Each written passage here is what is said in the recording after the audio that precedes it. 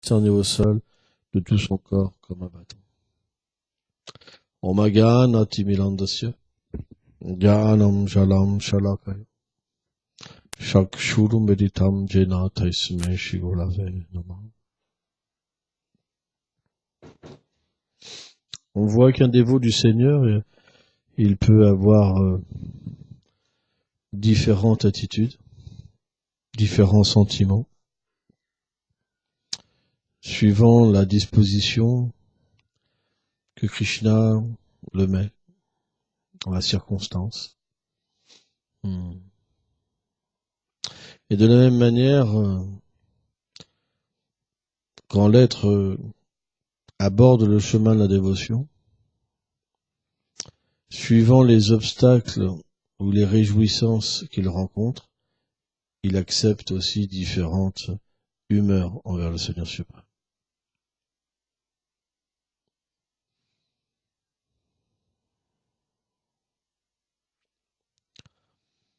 Si on désire progresser dans la vie spirituelle, il n'y a pas de secret. On doit avoir la bonne attitude. La bonne attitude, c'est d'exister pour son plaisir. Les gens qui vivent pour leur plaisir, que ça peut être aussi des gens qui vivent dans le temple parce qu'ils n'ont pas eu d'autres moyens que de vivre dans le temple par des circonstances dues à leur vie passée, ou des gens qui vivent à l'extérieur du temple. Si on vit centré sur soi-même, alors naturellement on cherchera du respect. Et c'est la source de tous nos problèmes. Pratishta, de respect. Chercher l'adoration et le respect. Dans ce monde, les gens se mettent en colère, les gens marchent pour le respect. Il n'y a que ça. Si on veut connaître le royaume de Dieu, alors il faut donner du respect aux autres. Et c'est extrêmement difficile. C'est pour ça que peu de dévots réussissent. Parce que c'est vraiment une bataille intérieure extrêmement difficile. Parce que les gens, dans ce monde, ils voient qu'une chose.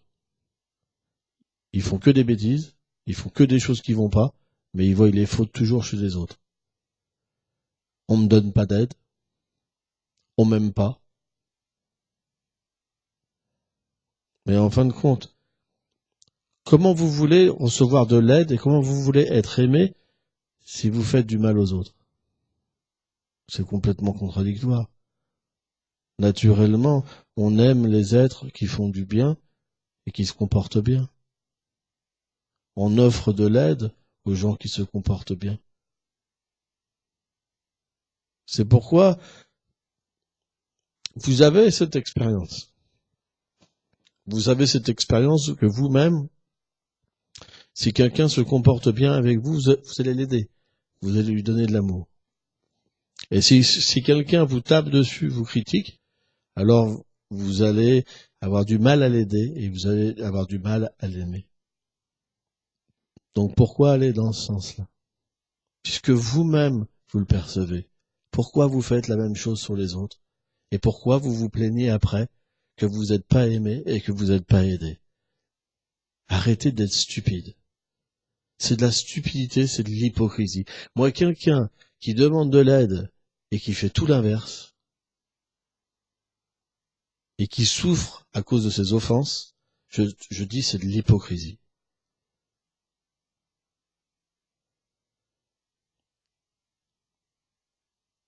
On explique aux gens comment être heureux.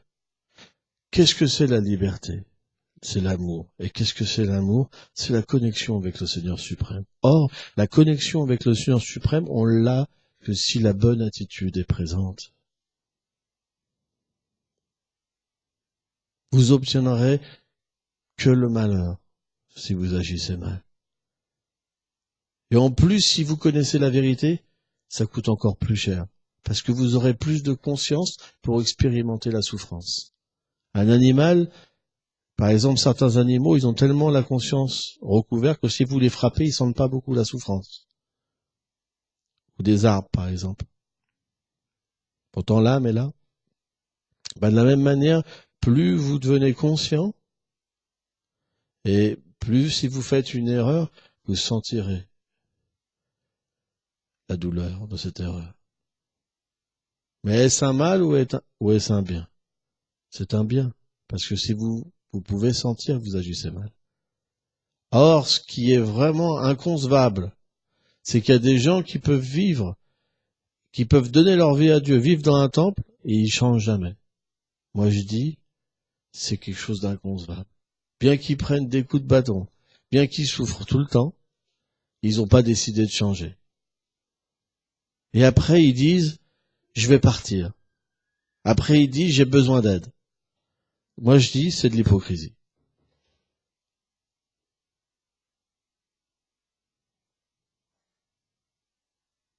L'aide est venue. C'est comme cette histoire-là d'un chrétien, comment dire, que les gens ont essayé de sauver et qui disaient Dieu me sauvera.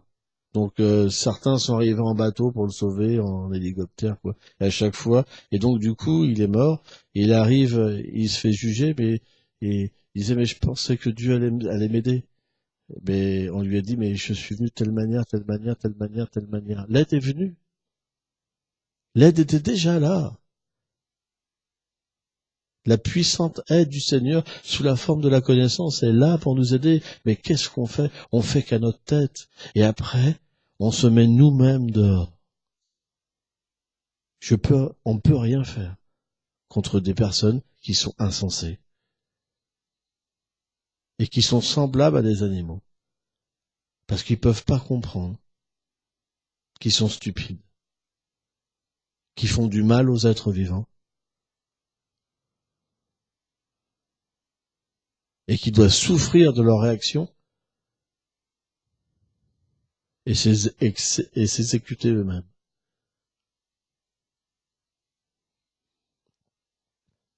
On peut rien faire.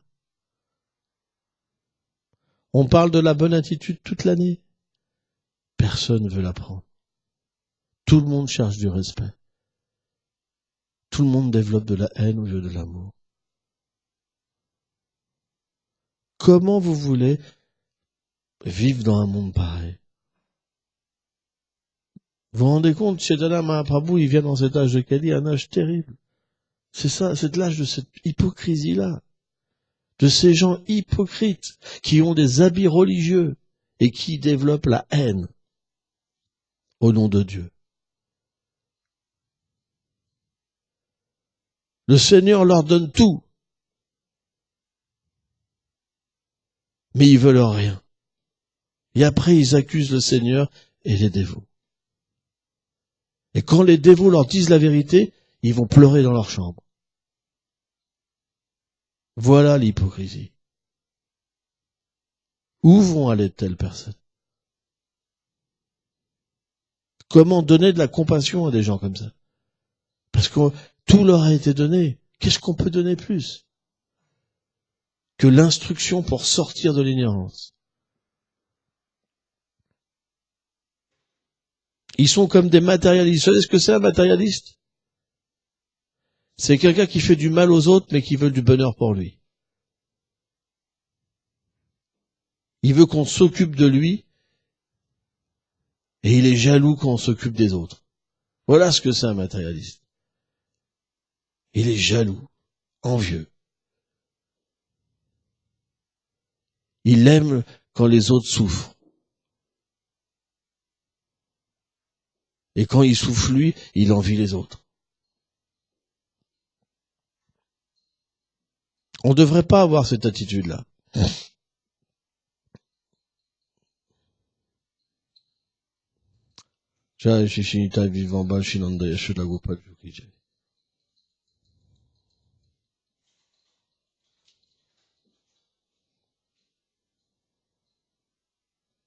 Avec une attitude comme ça, on ne peut pas faire un brin d'avancement spirituel. C'est impossible. Vous ne pouvez pas avoir de goût pour chanter. Aucun goût.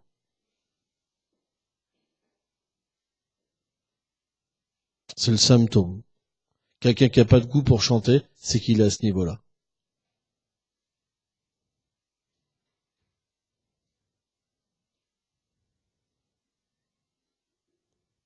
Quelqu'un de sincère, il développe du goût pour chanter. C'est le symptôme. Tant que la bonne attitude n'est pas là, le chant peut pas se développer.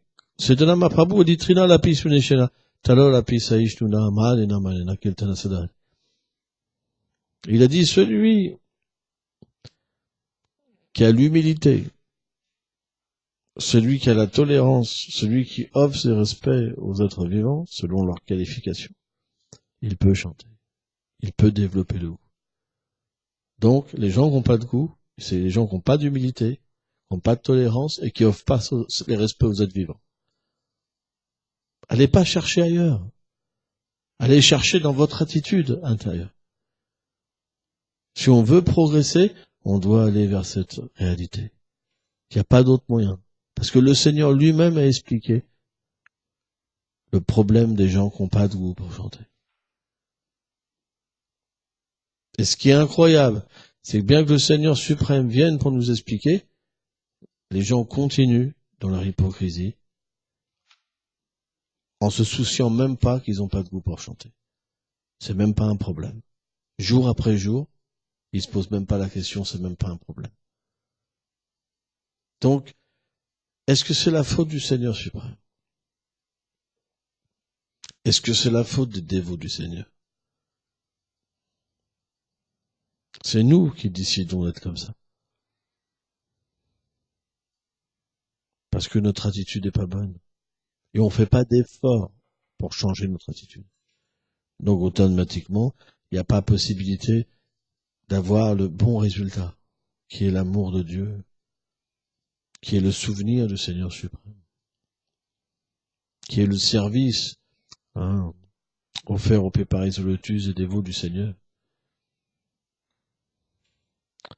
Toute cette réalisation, elle ne peut pas venir dans notre cœur, et c'est quelque chose de triste, vraiment triste, extrêmement triste. On se demande même parfois comment c'est possible de rester même un dévot du Seigneur. Comment c'est possible, avec une attitude pareille, de pouvoir rester un dévot du Seigneur.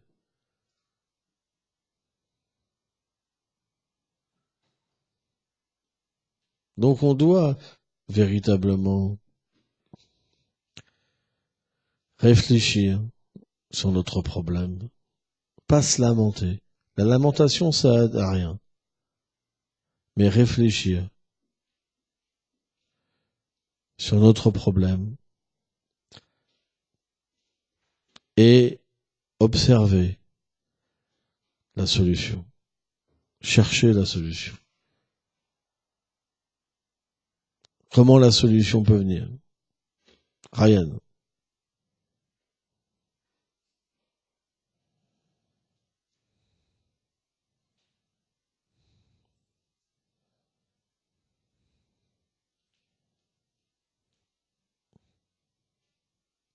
Le principe du fait de mal agir, c'est l'ignorance. Parce qu'on s'identifie au corps et aux intérêts de ce monde. Or, la seule chose qui peut nous sortir de l'ignorance, c'est la connaissance. Ah, Javidya, Jagunam, Pavitamidam, Tapam, Patakshasam Garam, bien. Le Seigneur dit, cette connaissance, c'est la reine. Elle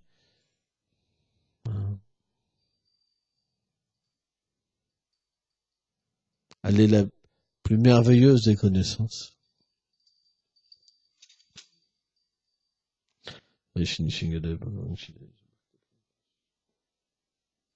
Pourquoi?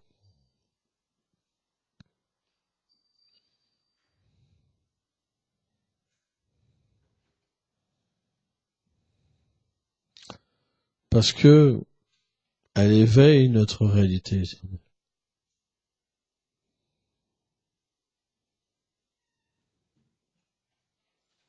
Donc on doit véritablement étudier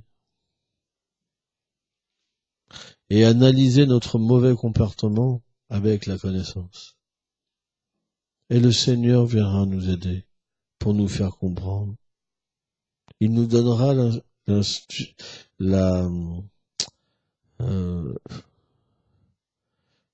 l'intuition, l'intelligence. On doit faire cela souvent, pas que quand on souffre. Parce que même quand on souffre pas, on n'est pas forcément bien placé. Simplement, on reçoit les bonnes réactions de nos actes. Mais les mauvaises réactions viendront aussi un jour. Parce que quand on se sent bien, souvent on juge les autres qui se sentent mal. Ah, t'as vu? Ah là là, il fait la tête, hein. Ah, c'est dur, hein. Combien de fois j'entends ça? De dévots qui souffrent, et que ceux qui souffrent pas, des fois, ils ont pas envie de toujours être pris dans des problèmes et tout ça. C'est vrai? Donc, même si on est bien situé, disons, pas bien situé, mais qu'on se sent bien intérieurement, ça veut pas dire qu'on est bien situé spirituellement. On doit toujours étudier pour réformer notre attitude, pour changer notre attitude. Sans ça, on ne peut pas progresser. On doit écouter pour changer d'attitude. Et aussi, on doit se battre pour pas se faire recouvrir de nouveau par la mauvaise attitude. Le conditionnement, c'est quelque chose de terrible. Parce que l'énergie matérielle nous pousse à agir. L'âme, c'est pas elle véritablement qui agit. L'âme ne tue pas. L'âme n'est pas tuée. Simplement ceux qui sont dans l'ignorance pensent ça. Krishna explique ça dans la Bhagavad Gita.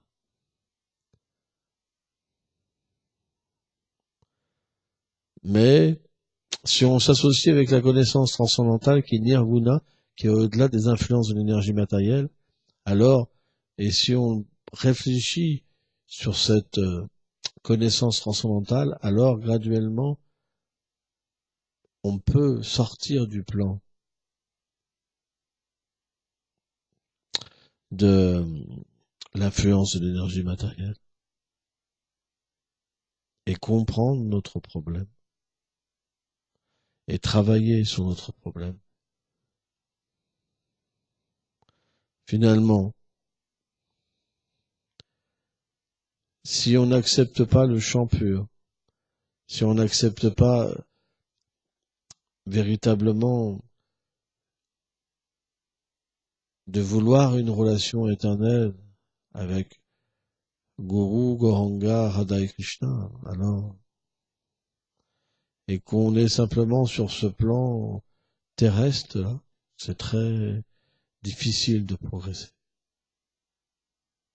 C'est pour ça que quand on souffre, cette souffrance, elle a une cause. Et si on veut sortir de la souffrance, on a besoin de la connaissance.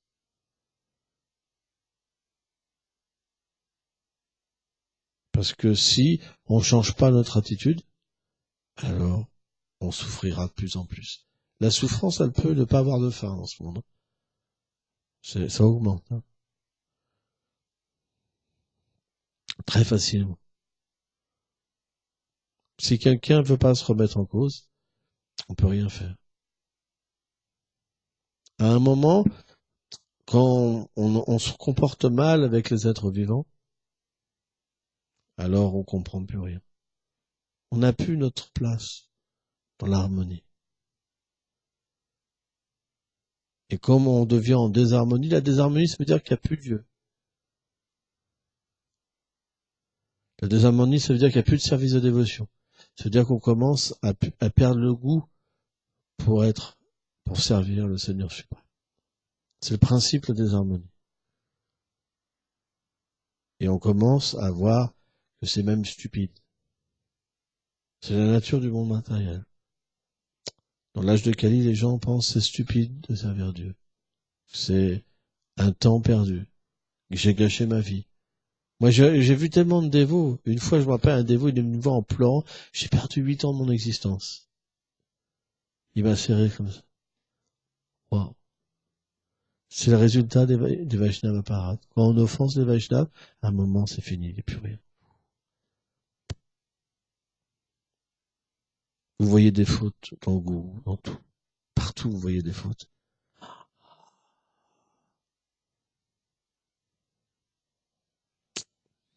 C'est pour ça, la seule aide qu'on peut donner à une personne, c'est de rectifier son comportement et demander pardon.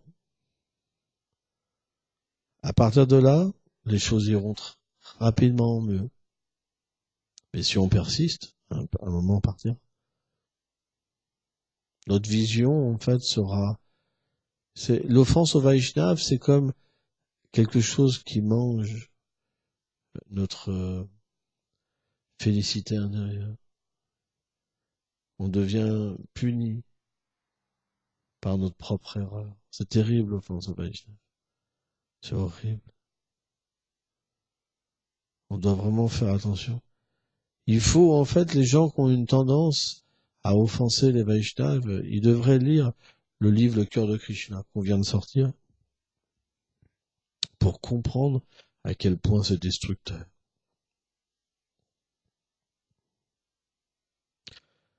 C'est complètement stupide de donner sa vie et de mal agir. Théoriquement, si on s'abandonne au Seigneur suprême, c'est pour accepter l'attitude. Vous comprenez ? C'est illogique de s'abandonner à Dieu et pas accepter l'attitude. Automatiquement, l'abandon, ça va être de la souffrance. Si vous abandonnez tout, mais vous acceptez pas l'attitude de l'abandon, bah vous allez juste souffrir en vous disant mais qu'est-ce que j'ai fait, mince, j'ai vendu ma maison, j'ai donné mon argent, maintenant j'ai plus rien, oh là là là là, qu'est-ce que j'ai fait? C'est logique, parce qu'il n'y a pas l'attitude.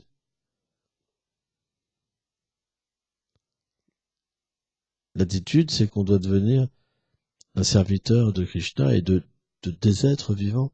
Or, cette attitude-là de service, ça veut dire l'humilité, la tolérance. C'est très important d'offrir son respect.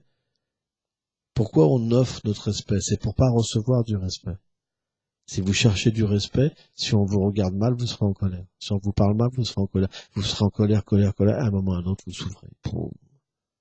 Et là, vous dites, et là, vous souffrez, vous restez dans votre chambre tout seul, vous pensez que personne vous aime. C'est juste le mental. C'est juste les réactions des actes.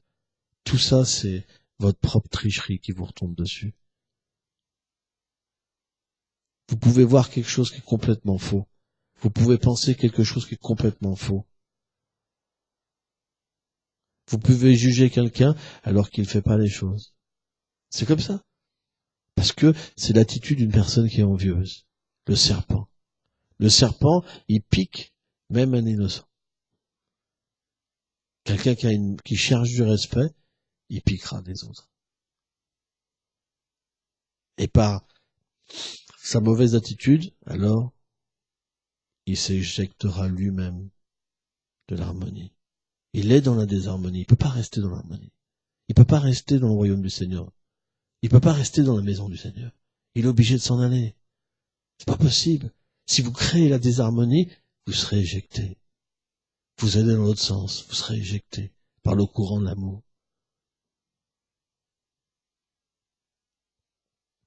Or, si vous avez de la soucritie évidemment, les actes de dévotion, quand vous agissez mal, vous pouvez comprendre. Parce que les actes de dévotion sont assez puissants pour vous faire comprendre votre mauvais comportement. Parce que vous avez une réalisation spirituelle du monde supérieur. Vous êtes attaché au monde supérieur. Donc quand vous agissez mal et que le Seigneur vous vous déconnectez par cette mauvaise activité, ces mauvaises pensées, alors vous vous repentez et vous revenez. Mais si vous n'avez pas assez de Sukriti, à un moment vous partez. Ceux qui partent, c'est ceux qui n'ont pas assez de Sukriti. C'est scientifique. On n'est pas dans quelque chose de sentimental. C'est une science. Quand vous allez voir un médecin, il prend les symptômes. Quand vous allez voir un gourou, il prend les symptômes. Il voit les symptômes du dévot. Quelle est la fièvre? Quel est l'amour qui est en lui? Et il donne une prescription. C'est ça l'aide d'un Vaishnava. Il faut arrêter de critiquer. Il faut arrêter de chercher du respect. Et donner du respect. Être agréable. Sans ça, s'il n'y a même pas ça, comment vous voulez chanter? Vous chantez, mais vous enfoncez les aides. Ça peut pas marcher. Vous enfoncez les aides, vous adorez la déité. Vous pouvez pas avoir de lien avec la déité. Kapila-dev, il dit que celui qui m'adore mais qui me respecte pas dans le cœur des êtres, j'accepte pas son adoration. Ça peut pas donner de fruits. Donc à un moment, vous vous demandez qu'est-ce que vous faites là? Une fois que les offenses se sont accumulées et qui sont trop nombreuses, le doute vient. On perd la foi. Et après, on observe. Et dès qu'on prend le moindre truc, ça amplifie. Ah oui, c'est vrai. C'est comme ça. Ah, lui, et lui, et lui. Vous vous rendez compte? Le serpent, on est revenu à un serpent. Pire qu'avant. Parce que quand on offense les Vaishnavas, ça coûte encore plus cher. Bhakti-Purad Puri Maharaj, il disait qu'il fallait mieux manger de la viande et rester un matérialiste que d'offenser un Vaishnava. Parce que ce qu'on va souffrir dans cette vie, c'est rien par rapport à la prochaine vie. Voilà ce que dit Bhakti-Purad Puri Maharaj. La conséquence des Vaishnava parades, c'est très puissant. Surtout si le dévot, il est un pur dévot. On doit faire extrêmement attention. C'est pour ça que plein de dévots s'en vont. Plein de dévots fument de la marijuana, boivent de l'alcool. Parce qu'ils offensent les Vaishnavas. Tous ces dévots-là, ils ont beaucoup de respect pour eux. Bien qu'ils pensent qu'ils sont des poussins, des tout petits dévots, mais ils se permettent de juger les Vaishnavas. Ils sont tous comme ça. La fausse humilité. Vous les voyez, ils sont tellement humbles. Et après, ils prennent un bâton, ils vous tapent dessus. Le résultat, c'est qu'ils galèrent. Ils passent de galère en galère, de galère en galère. Mais extérieurement, ils paraissent tellement merveilleux. Mais intérieurement, Srila Bhaktisiddhanta, il dit, ils sont punis par le Seigneur. Simplement, ils feignent d'être des dévots. Mais ils sont pas des dévots. Parce que le principe d'un dévot, c'est qu'il juge pas. Il se juge lui-même. Il est intéressé par lui-même, par ses problèmes, par régler ses problèmes, par purifier son cœur, à corriger son attitude. Et pas à corriger les attitudes des autres, alors que nous-mêmes, on a des gros problèmes. Gogovina Maharaj, il disait, c'est l'histoire d'une passoire à 1000 trous qui se moque d'un pot à un trou. Vous comprenez l'histoire? C'est comme Jésus disait, hein, tu vois pas la poutre qui est dans ton œil, mais tu vois le brin qui est dans les yeux des autres. Un truc comme ça. Voilà notre position. Parce qu'on a des impuretés, on les voit chez les autres. Et ces impuretés-là, ils font qu'on devient haineux. Ah, t'as vu elle, t'as vu lui, toute la journée. Ça peut pas marcher. Premièrement, ça nous détruit. Deuxièmement, ça détruit les autres, parce que l'atmosphère est tellement mauvaise après, que les gens ont même pas envie de venir. Si les gens n'ont pas de la Sukriti, ils pourront pas venir. Et ça aussi, il faut le payer. Croyez pas que c'est gratuit aussi. Vous pouvez pas avoir ce comportement et représenter le Seigneur suprême en mettant un sari, en mettant un dhoti, en mettant un tilak. Vous pouvez pas. Vous représentez quelque chose de tellement élevé. Les Doulila de Radha et Krishna. Vous vous rendez compte? Est-ce que vous comprenez votre habit? Est-ce que vous comprenez quand vous mettez un tilak, qu'est-ce que vous représentez? Non.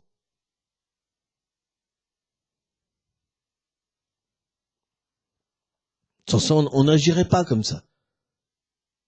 On voit pas ce qu'on représente. Parce qu'on cherche le respect. C'est nous qu'on cherche, pas Krishna. On cherche le respect. On a mis un costume pour que les gens nous respectent. Pour avoir une position. Parce que l'autre position qu'on avait, elle allait pas, on l'aimait pas, et on a accepté quelque chose qui pouvait nous sortir de la souffrance, et de nouveau, on a mis un costume, et on cherche le respect.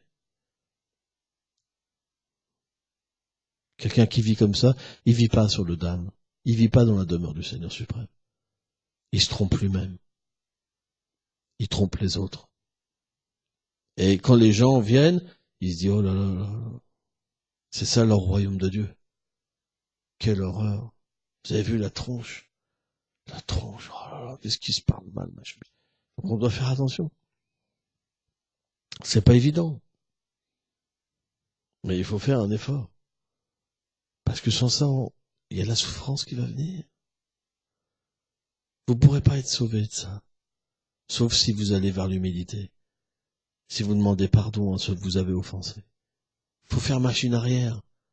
Il y a la possibilité, le Seigneur est miséricordieux. Il va vous donner de l'aide, de l'intelligence. Pas du sentimentalisme. Faites pas comme les matérialistes, qui font du mal, et qui après ils pleurent, ils veulent se faire réconforter. C'est pas notre philosophie. Ça marche pas. Parce que ce réconfort-là, 5 minutes après, vous allez ressouffrir de toute façon. C'est à vous de changer. Il faut aller vers la repentance. Refaire le chemin inverse. Revoir tout ce qu'on a mal fait. Bhaktivedanta Swami Prabhupada, il dit, c'est le début de la pure dévotion. Il explique ça dans ses livres. Ce repentir-là, c'est le début de la pure dévotion. Quand vous retracez ce que vous avez fait dans cette vie et que vous vous repentez, vous ne pourrez pas avoir de goût pour chanter dans ça. C'est pas possible. Vous plaignez pas. J'ai plein de dévots qui viennent. Moi, j'ai pas de goût, j'ai pas de goût, j'ai pas de goût. Mais est-ce que au moins tu regrettes ce que t'as fait? Est-ce qu'au moins tu comprends ce que t'as fait dans cette vie? Est-ce que tu t'es repenti en proportion et même plus de ce que tu as fait? Non. Trop de fierté. Trop de fierté. Et encore trop de fierté.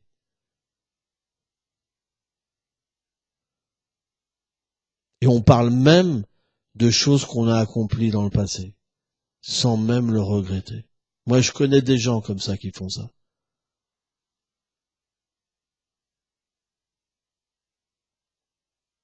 Ils vont vous parler de leur vie sexuelle, de leur ceci, de leur cela, comme si c'était normal, comme si c'était une belle expérience.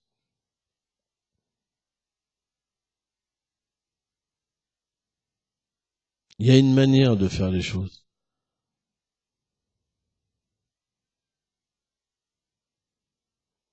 Si on ne comprend pas ce principe du bon respect, d'offrir le respect,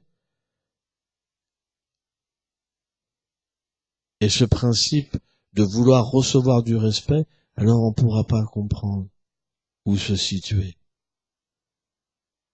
On va tout mélanger. On va penser qu'il faut que j'offre du respect pour recevoir du respect. Mais si on offre du respect et qu'on ne reçoit pas le respect, on se mettra en colère si on cherche du respect. Alors que si on offre le respect à Krishna qui est dans le cœur de l'être vivant, alors on se mettra pas en colère. Parce que c'est pas à l'être lui-même, aux couches qui recouvrent l'être vivant qu'on offre le respect, mais à la vérité.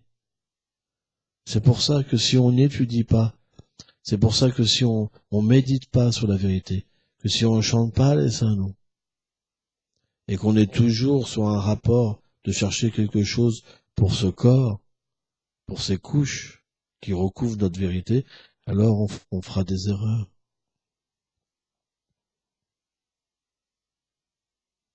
Parler de ça, c'est pas un jugement. La vérité, elle ne juge pas. Elle conseille de revenir à elle pour être en harmonie. La désharmonie, c'est l'ignorance. Quand on est en désharmonie, on voit toutes les choses qui sont séparées les unes des autres. On voit des nations, des frontières, des langages, des races. L'harmonie, ça veut dire que tout est aboli, qu'il y a un espace de liberté complète. Or ça, on peut l'avoir que par la bonne attitude. Vous pouvez pas obtenir ce gain sans la bonne attitude et sans vous repentir de ce que vous avez fait avant. C'est pas possible. Moi, j'ai essayé à un moment de ma vie d'aller vers la vérité sans me repentir. Et la vérité, elle a été miséricordieuse, c'est qu'elle m'a fait comprendre qu'il fallait se repentir. Parce que dès qu'on arrive à la porte, on peut pas faire autrement que se repentir. C'est pour ça que parfois la vérité vient à nous, due à des actes passés, et elle nous permet de nous repentir pour cette vie et de reprendre le chemin. Les gens qui n'ont pas de regrets, ils peuvent pas voir la vérité. La vérité, c'est comme une glace. Vous voyez tout ce que vous avez fait, tous vos péchés. Parce que quand le Seigneur apparaît dans votre cœur, vous pouvez tout voir, vous pouvez tout comprendre. Vous savez qu'il était là à tous les moments. Et là, c'est un choc, je peux vous le dire. Oh, tout se défile. Krishna vous permet de tout purifier, vos actes passés. Il en a le pouvoir. Et après, vous pouvez être fixe sur le chemin de la dévotion. C'est pas possible sans ça. Pourquoi les gens tombent? C'est parce qu'ils ont un goût pour les choses qui sont en désharmonie. Ils sont attirés par la désharmonie. Ils sont attirés par le péché. La désharmonie et le péché, c'est la même chose.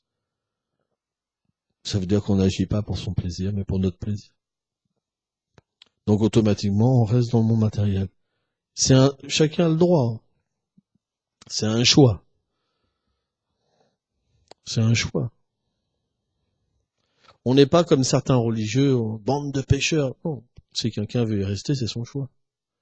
Mais, en tant que Vaishnava, on explique quand même qu'il y a l'harmonie et la désharmonie. L'harmonie, ça veut dire vivre pour lui. La désharmonie, ça veut dire vivre pour nous. On n'est plus ensemble. C'est pour ça que tant de politiques existent, tant de situations existent, tant de philosophies existent, mais en fait, il n'y a qu'une philosophie. Il n'y en a pas plusieurs. C'est pour ça que l'action intéressée, c'est la désharmonie. Et la libération, c'est la désharmonie aussi. Parce que c'est pour nous. On veut du plaisir ou on veut se libérer de la souffrance. C'est pas l'harmonie. La seule harmonie, c'est la bhakti. Bhakti, ça veut dire j'existe pour lui. Et là, automatiquement, on revient en harmonie. La libération, il n'y a pas ce monde-là. Ce monde-là n'existe pas. L'action intéressée, il n'existe pas non plus. Même si, quelque part, Dieu est là, et que c'est autorisé, en même temps, ça permet pas de comprendre l'harmonie.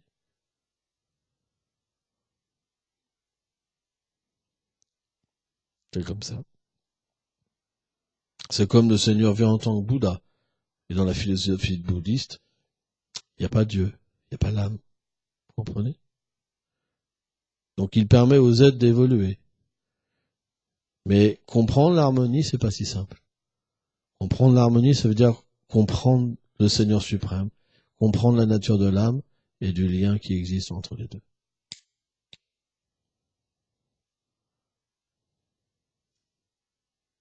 C'est pour ça, l'attitude, c'est ce qui permet de nous relier. Si l'attitude n'est pas là, le lien est brisé et on revient dans la désharmonie. C'est pour ça que moi, je j'ai pas de solution. J'ai pas de solution. Je suis pas. Les Vaishnavas sont pas des magiciens. Les Vaishnavas, c'est des docteurs. Ils donnent un moyen et une diète, mais ils peuvent pas. C'est pas des voilà, c'est pas des magiciens. Aucun Vaishnava, même les grands Vaishnavas, ils ont toujours donné des instructions à leurs disciples et les disciples quand ils les suivaient, ils obtenaient la miséricorde. Vous savez, c'est pas que tous les disciples de Bhaktisiddhanta sont devenus des peurs de mots. C'est faux. Il y a plein de Vaishnavas qui ont été initiés par des grands Mahābhāgavās et qui sont partis au bout d'un an ou 2 ou 6 mois. On est bien d'accord. Et pourquoi il y en a qui arrivent et il y en a qui arrivent pas? C'est simplement, il y en a qui agissent d'une manière correcte, il y en a qui agissent pas de manière correcte, tout simplement. Quand la bonne attitude est là et la foi dans les instructions du gourou vient, alors le Seigneur se manifeste. Ça devait par la bhakti. Ce verset-là explique, c'est celui-là qui a la foi dans le Seigneur suprême et dans le gourou, au même niveau, alors tout le savoir lui est révélé. C'est tout, c'est simplement ça. Si le gourou vous dit une fois faire quelque chose, vous le faites pas 2 fois, 3 fois, 4 fois, à un moment ou à un autre, ça sert plus à rien. Ça sert à rien. C'est ce qui se passe. Vous avez, on reçoit tous 10 fois, 20 fois, 100 fois la même instruction, parce que le problème, il est toujours le même. Les gens reviennent chaque année avec le même problème, en disant, Gurudev, j'ai besoin de ton aide. Mais l'aide, il a déjà été donné. Il est déjà là, l'aide. Ils écoutent pas, ils appliquent pas, et après ils souffrent. Et en plus, ils peuvent même pas dire que c'est pas vrai. Si on regarde leur comportement, ils se mettent en colère tout le temps. Dès qu'il y en a un à frapper, et c'est parti. Allez, vas-y, là, arrête. C'est vrai.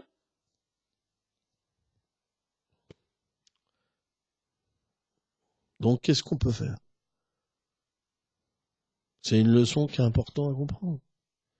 Il n'y aura pas d'avancement spirituel. Pourquoi continuer dans cette voie? Il n'y aura que de la souffrance. Vous l'expérimentez, la souffrance. Vous l'avez votre cadeau. Pourquoi ça serait la faute des autres? C'est votre faute, pas les autres. Si vous voulez penser que c'est la faute des autres, ça va encore grossir. Et à un moment, vous partirez. Et vous développerez la haine envers le Seigneur suprême. Vous serez là, je me suis fait avoir. Vous aurez la haine. Et après, qu'est-ce que vous ferez? Vous critiquerez. À chaque fois que vous verrez quelqu'un, vous direz, ah oui, alors t'es sorti. Ah oui, je suis sorti. Ah oui, t'avais raison. Hein. Voilà. Et après, chaque personne que vous verrez, vous aurez plus que ça. La haine. Voilà ce qui attend une personne qui n'a pas le bon comportement. Faites attention, c'est pas des fables. Il y en a des milliers qui se sont fait avoir. Même des milliards, parce que ça remonte de tout temps. Si vous voulez faire partie du troupeau, il n'y a pas plus simple. Merci beaucoup.